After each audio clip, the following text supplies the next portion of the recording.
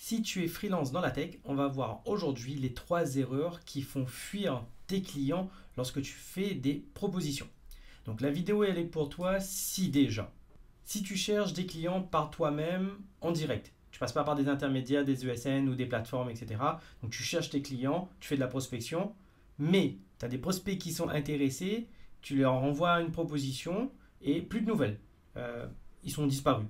Sinon, tu peux avoir des devis qui ne sont pas validés et le client te dit je choisis un autre prestataire autre que toi. Autre cas de figure que tu peux avoir, le client te dit écoute, le prix est trop élevé, je ne vais pas pouvoir continuer. Donc, si tu es dans l'un de ces cas, la vidéo, elle est pour toi. Voyons les 3 erreurs qu'il ne faut pas commettre et qui t'empêchent aujourd'hui ou qui font fuir les clients. Première erreur, aujourd'hui, tu vends tes compétences et tu ne vends pas une solution. Alors, qu'est-ce que ça veut dire vendre une compétence? C'est de dire je suis développeur avec 5 ans d'expérience en React, est-ce que tu as besoin de moi? Je fais du back-end, de l'architecture, du DevOps, de la WS, du GCP, est-ce que tu as besoin de moi? Donc quand tu vends ta compétence, tu poses un problème. Le client ne cherche pas un freelance par ses compétences, il cherche une solution à son problème. Et donc lorsque tu parles de tes compétences et que lui n'arrive pas à rattacher ces compétences-là avec la solution qu'il cherche, ou pire, avec les problèmes qu'il a, il ne comprend pas en quoi toi, tu peux l'aider. Donc si moi, pas comprendre, moi, pas acheter. Donc toi, tu dois mettre en avant comment toi, tu peux l'aider lui dans la recherche de solutions de son problème. Et comment on fait ça? Avec ce qu'on appelle un positionnement. Exemple, je mets en place des dashboards pour les équipes marketing, surtout s'ils galèrent à rassembler leurs données. Deuxième exemple, et après je t'explique, je fais la liaison entre les équipes métiers et les équipes tech, surtout si les projets n'avancent pas. Là, on voit, on comprend qu'est-ce que tu mets en place et tu vois en quoi tu viens solutionner une problématique que les clients ils ont. Mettre en place des dashboards pour les équipes marketing, ils ont souvent besoin de dashboards pour leur campagne marketing, etc.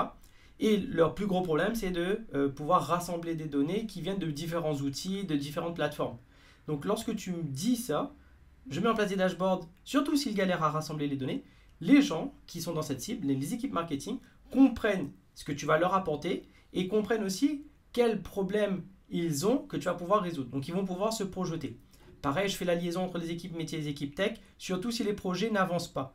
Souvent, on trouve, soit les CTO, soit les CEO, soit les PO, voient leur projet patauger. Pourquoi? Parce que les équipes métiers font pas, même si c'est le rôle du PO, mais les équipes métiers font pas les feedbacks qui vont bien, les équipes tech ne développent pas ce qui est demandé.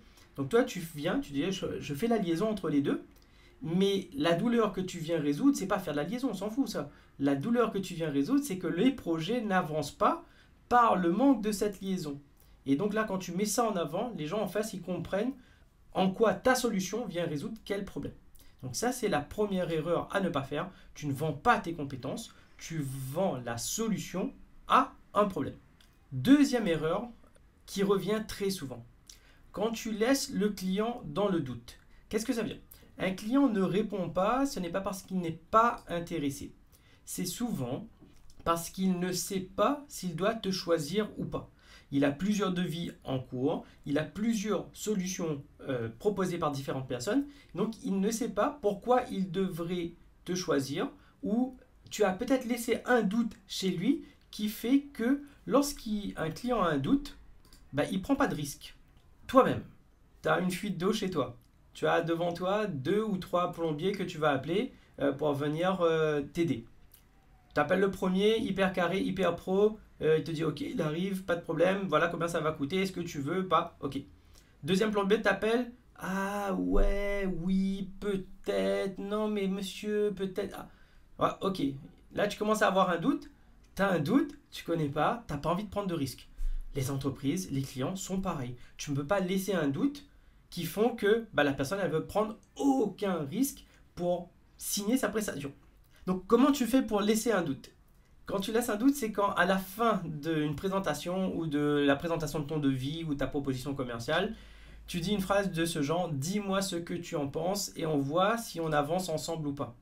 Alors ça, c'est pas à faire. C'est pas à faire. Dis-moi ce que tu en penses. Qu'est-ce que tu veux qu'il en pense? Il a plusieurs devis, il a plusieurs choses à traiter, il a peut-être un incident de prod qui va... il a la tête encombrée. Donc toi, tu dois pas... Ce qu'il en pense, c'est une question beaucoup trop compliquée, beaucoup trop ouverte, trop compliquée pour le client. Encore une fois, doute égale risque, il veut pas. Donc, plutôt qu'une phrase aussi vague que qu'est-ce que tu en penses, tu peux utiliser des tournures beaucoup plus fermées, beaucoup plus directives. Exemple, si ça te convient, je t'envoie une proposition détaillée et on cale un point jeudi pour en discuter. Le client, il a la prochaine étape. On peut tester sur une petite mission pour valider la collaboration. Peut-être que le devis est trop gros, peut-être que le projet est trop gros, peut-être qu'il a émis une objection à ce point-là sur le fait que trop gros, trop compliqué, j'ai peur qu'on n'arrive pas au bout. Ok, commençons sur un premier lot qui est autoportant et sur lequel on va pouvoir délivrer quelque chose. Posez la question, est-ce que la proposition répond à ton besoin? Tu as fait une proposition, tu as imaginé une solution pour son besoin, il faut lui poser la question, il est le premier à pouvoir te dire si oui ou non ce que tu as proposé répond à son besoin. Et souvent à ce moment-là, tu vas voir la personne faire non mais... Et là c'est très bien parce que ça veut dire qu'il a encore des doutes, il a encore des questions et il faudra que tu ailles chercher ces questions et ces doutes pour lui demander ok, explique-moi, je veux comprendre, qu'est-ce qui n'est pas clair, qu'est-ce qui ne répond pas totalement à ton besoin pour que je puisse bonifier ma proposition. Il y a aussi la question du tarif de prix. Ah, on est vite de demande. On a dit le prix, on était un peu mal à l'aise. Tu vois, ah mince, j'ai dit mon prix, mais c'est trop cher, peut-être, je sais pas. Déjà ça, premièrement. Et deuxièmement, une fois qu'on a dit le prix, on pose plus de questions. Voilà, je t'ai donné le prix, maintenant débrouille-toi avec. Non, comment tu le sens niveau budget? Pose la question clairement. Si tu n'as pas l'information que c'est trop cher, pas assez cher, au-delà de son budget, que ça va, etc., ça sert à rien. Et oui, tu vas me dire, ouais, mais en fait, le client il va toujours dire que c'est trop cher. Ce qui est totalement faux. Énormément de clients vont te dire, ok, c'était dans le budget que j'avais provisionné. Ou ça semble raisonnable par rapport à ce que j'ai vu ailleurs. Et quand ils te donnent ça, ce sont des bonnes informations par rapport à ta proposition. Donc, il faut poser cette question, comment tu le sens niveau budget? Parfois même, si tu es hors budget, les personnes, si ta présentation elle est bien faite, les personnes vont chercher du RAB avec la direction parce que le projet est important. Donc toi, tu laisses pas des blancs en mode qu'est-ce que tu en penses? À lui de réfléchir à une solution ou à une réponse. Tu lui donnes clairement la prochaine étape pour qu'il ne reporte pas sa décision. Ce qui va avec ça, c'est que tu dois laisser aucune objection non résolue, comme on l'a vu juste avant. S'il reste des questions, s'il a des points non traités, s'il a des questions en suspens, il ne va pas pouvoir te choisir. Donc tu dois aller chercher ses clients, tu dois aller chercher ses questions pour que tu puisses apporter une réponse. Même si tu n'as pas la réponse tout de suite, lui dire ok, laisse-moi quelques jours, je vais trouver les bonnes solutions, je vais trouver les bonnes réponses pour te les apporter directement. Mais tu dois rien laisser au hasard, sinon, dans le doute, il n'achète pas, trop risqué. Troisième erreur qui font fuir tes clients, tu ne gères pas bien l'effet de comparaison. Je vais te donner la métaphore du paquet de céréales. Un paquet de céréales dans un fond de rayon au supermarché, soit tu prends le plus connu, soit tu prends le moins cher. Entre les deux, les céréales, ils vivotent. Donc le plus connu ou le moins cher.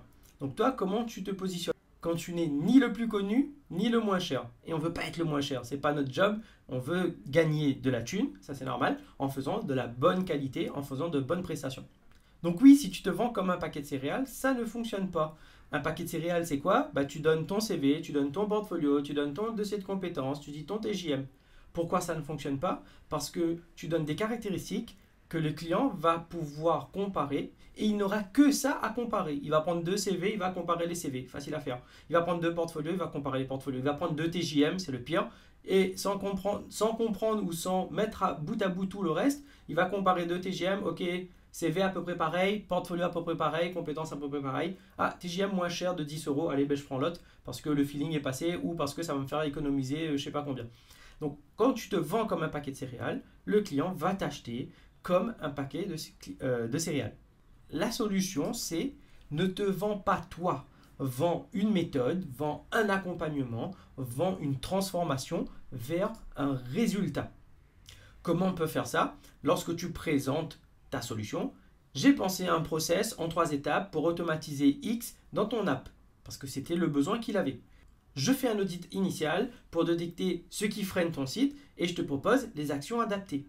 Tu ne vends pas toi tes compétences, tu vends une méthodologie, tu vends un plan d'action qui permet au client de se projeter et ainsi de ne pas pouvoir te comparer avec 10, 15, 100 personnes qui font exactement la même chose que toi. Les clients veulent quelque chose d'unique. Ils ne veulent pas un freelance de plus parce que ça, ils peuvent en chercher. Ils vont sur Malte, ils prennent le moins bon TJM et ok, on y va parce qu'ils vont faire le boulot. Non, ce qu'ils veulent, c'est une relation, surtout quand tu passes en direct, ils veulent une relation de partenariat avec un bon prestataire, avec quelqu'un de confiance, avec qui ils vont pouvoir bosser sur le long terme. Donc tu dois pouvoir mettre ça en avant en évitant déjà les 3 erreurs que l'on a vues. Maintenant, la prochaine étape pour toi. La prochaine fois que tu dois présenter ta proposition à un client en direct, souviens-toi que tu n'as pas un problème de compétence ou d'expérience, c'est que tu dois savoir te présenter de la bonne façon. Et on l'a vu tout au long de la vidéo. Maintenant, si tu veux une méthode plus détaillée, où on rentre vraiment en profondeur sur chacune des étapes, comment se positionner, comment partir de ton expérience, les erreurs à éviter encore, les croyances que tu as, etc. etc. J'ai une vidéo beaucoup plus longue avec toute la méthode détaillée. C'est le premier lien en description. Je te retrouve de l'autre côté.